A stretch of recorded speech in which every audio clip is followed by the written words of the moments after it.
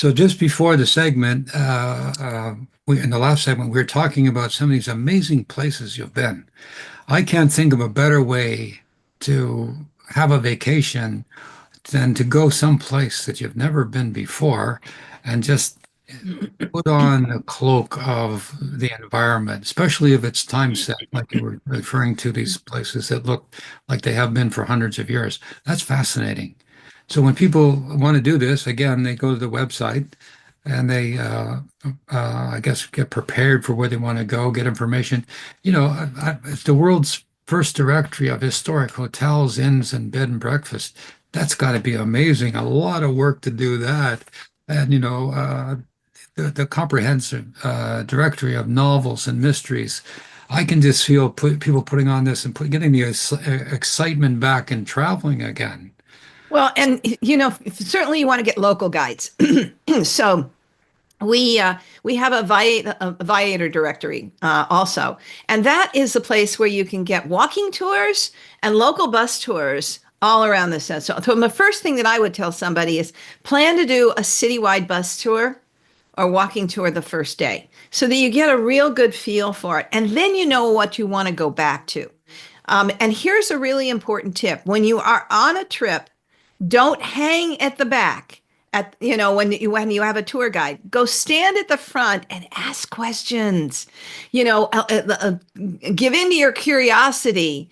And find out what it's like for the travel guide themselves who loves this city, who can talk to you about stories that they're not actually telling everybody else, because you start taking them in a direction where they can reveal new additional information for you. So, there's lots of ways to take advantage of that. But I would highly recommend that you get good local guides, and you can do this you can either do it on your own. You could use our travel guide. You can do, you can go to one of the big tour companies, and we eventually will be taking people on tours, but we're just lining those things up in the future. And you can create your own tour, you can do it on your own, or you can get a travel agent. Any one of those three things. But don't stay home. And you don't have to go all that way. You can also explore historic travel locally. Anywhere in the States, in Canada, there are such amazing places to be seen. I did the Chicago Architectural River Tour, and you will see some stunning photographs on one of my blogs. And what it does is it showed you all these incredible buildings that were built along the riverside when Chicago was just becoming the industrial powerhouse that it is today. And everything from the turn of the century buildings to Art Deco. So, it really, you can find history wherever you go. Even in California, we have the 21 missions one of these days, I'm going to do all 21 of them and just do a photo shoot. So, history is everywhere, and you can enjoy it by simply looking around to see what opportunities there are. Historical homes, buildings. Downtown Los Angeles has these incredible buildings that were powerhouse buildings at the turn of the century, just after the turn of the century, that are now retail or apartments or all kinds of others have been repurposed. And I love seeing repurposed buildings. There's a whole place in France called Bercy Village, which is old warehouses, wine warehouses. There, a train you come up in between them, and they would load on the stuff. And well, the train is gone, and now all of those are wonderful restaurants and boutiques. Oh, I likewise have had similar experiences. First of all, I'm going to say I don't want to do this on my own. I want to come and see you. I want to find out where you can tell me where to go so I can go and touch those buildings and say, "Oh my God, this is a Roman building," or something like that. That's been here for 2,000 years. But when I go to those places and I'm in a warehouse or a workplace. A place that used to have a printing house or a warehouse. I think of the people that were coming there every day who didn't really like their job. It was hard. They were sweating. They were, and I'm sitting here having a glass of wine and some nice food. I go, "Oh, if they could I, only see the place now from back then." I've eaten in bank vaults, for Like, example. really? Yeah, Really? bank vaults from way back. And it's astonishing that they can keep the essence still of history and the results of what those people really work to create, and we can enjoy it today. Well, tell us the most unique place you've had, the opportunity to have a nice meal in some, torture chamber or something like that, or or some tower, some place. Listening to you, you're an amazing woman going to all these Oh, places and bless you. having the foresight to photograph these places and go to historical. People don't think much of the world, and I was happy to hear you say you can go locally and find some historical things because this part of the world, wherever you're living, it's as old as the other parts you want to go and see. Our country might be a couple hundred years old, but that doesn't mean that it was any newer than, Europe or faraway places. But anyway, so where is the most interesting places you've been that you've, been able to sit there and have a nice meal? Well, certainly castles. There's lots of castles. One of the things I used to love when I was working for the Washington Post as a reporter, a sports reporter in the early part of my life, is I would take off on a weekend and I would find these old plantation homes that had been turned into inns. Well, not basically restaurants. Mhm. And so I would go out there and sit by the fire and have these, hot toddies and traditional meals from that, turkey dinners and things like that. Pumpkin pies. Love to do it in the fall when the trees were turning. And so you're in these, things that date from colonial times, buildings that date from prior to the plantations, in the later years, but colonial era buildings, and having a beautiful meal in places that our forefathers actually would live, eat, and drink. Well, again, while you're talking, things are going through my mind about all these exotic places you've been.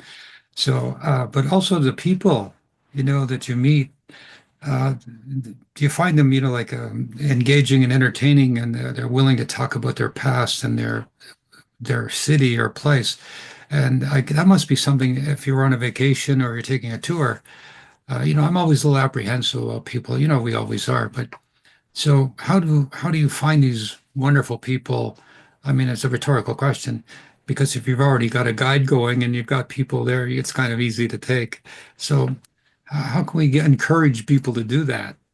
Well, a lot of times when you're standing and waiting for a bunch of tables, a lot of times you can start talking to the people. I often talk to my waiters and waitresses and, get friendly with them. But a lot of times you're just going to have locals and ask the hotels, where do the locals hang out? Where you can really get a sense. But just talk to people, talk retailers, etc. And you'll be surprised how many times people will start a conversation with you, and it'll end up in an invitation. Well, come on over and let's have lunch together. Or I can remember in Paris when people said, "Oh, the French don't like Americans." A woman invited me to her home. Um, and I got to see how she lived. I was in Croatia and excuse me, in Corfu, Greece, and I met a gal from Manchester, England, and we were lifelong friends. I was once on a dinner cruise in Singapore, and a woman invited me to come stay with her in Apotiki, New Zealand. And her home overlooked a puffing volcano, a white island in the bay. How would I have ever had that experience? I met this woman, I started a conversation, we got friendly, we corresponded, and the invitation was right there. So don't be shy. Don't just talk to the people on your tour. Just don't just talk to the people who you have to talk to. Talk to people and just open up and be yourself and be kind. One of the things that I love about travel is all the angels that show up. And that was so true on my trip, in my summertime trip when I did the 9 weeks in Europe. and 2 summers ago, people would I would look lost, and they would come and they would say, "Hey, how can I help you? Can I direct you? Can I take you?" Or people would say, "I see you have that huge suitcase. Can I help you get that on the train?" I mean, it was astonishing how many people. One of my favorite stories is Universe sent the blind to lead the blind. Getting on a train in Lucerne, and I've got this giant suitcase. It's hard to, I cannot travel light. And so I don't know where the first class train is going to come in. And this lovely man walks up to me, very tall, handsome, and he says, Miss, as we got to chatting, and I noticed he has a white cane. He said, would you mind if I told the train conductor you're with me? And that would have normally set me, off, but I'm staying open. And it comes apparently in that part of the world, you can't get on a Swiss train as a blind person, unless you are with a sighted person. Oh, But this man actually worked for the Blind Society. I mean, he was perfectly capable of taking care of himself. But so I said yes, and he said, "Now I have written eyes, pigmentosa. I can see out of my side of my that you have a big suitcase. Let me take it on for you." We spent the entire time talking, and he told me when to take out my camera to get the best pictures on the lake. Then when we got off, I said I didn't know where my hotel was. He walked me down to the information center. He says, "I think I know where it is." He got the information, walked me to my hotel, carrying one of my bags, and delivered me right there. God sent the blind man to help the blind. That's one that's, of my favorite stories. well, that's an amazing story, and I can understand that. I've had similar experiences where out of nowhere, just like you're a magnet, people come over. You call them angels, I do too, and that's an amazing story for somebody to take care of you all the way through. What happened after he dropped you off? Did you ever see him again? No, we didn't correspond. And so, but sometimes I do. I do stay in touch with people that I meet on Um, the road. the reason I ask that is because usually angels come, they know exactly what's going on, what they need to do, and then they disappear. Yes. Yes. And you go say, "What a nice man." And then you have to think back, say, "A blind man helping me, carrying my bag, knowing when to take the pictures on the train, knowing that I needed to go to the information booth, knowing where my hotel was." Wow, that's an amazing coincidence, you know. Oh, I have an even better one. So I'm in Genoa, and I want to go take pictures of this where the beautiful, colorful buildings spill down to the ocean. It's called Boca d'Essa. I get on a taxi. The taxi driver knows exactly where to take me. He speaks no English, but he's mortified by the time he gets there because it took him 40 minutes longer than it should have. And he has to charge me for that because there was traffic obstruction. So he tells me where to get the bus to go back. So the bus is really a miserable experience all the way. You're packed, it's hot. You have to go all the way back 45 minutes into the city and then cross to the train station, take another cab all the way back to the hotel. So I get off after this awful bus ride all the way, cross over to the train station, raise my hand, and who do you think the universe sends? The very same taxi driver. The universe is saying, we're taking care of you no matter what. And so I love that piece. There are no accidents in the world. Serendipity is just another word for intention. I agree with that. I mean, similar experiences I'm sure we've all had as travelers, coincidences. One particular thing you alluded to it earlier was that, I'm kind of reluctant to get started, but when I get going, then I'm okay. And I've always found that when I didn't really want to go somewhere, wherever it would be, when I got there, I met somebody that I never would have met before. An opportunity opened up. I made a connection with somebody, and it was like, the universe was opening up, to use your words. And so I guess what I'm kind of saying is that, uh, you know, as you're saying, don't be shy, but that opportunity is just around the corner if you look for it. And again, I think a lot of people are a little reluctant these days to travel and they go to the same place. I find it dreadful when somebody says they've gone to the same vacation spot in Puerto Vallarta every year, same 2 weeks, 3 weeks every year for the last 20 years. So, uh, Sorry, that's a little pet peeve with me. But you sound like you're exciting places. Have you ever gone to haunted places or because people are my viewers are wanting to know with all these castles and exotic places you've been.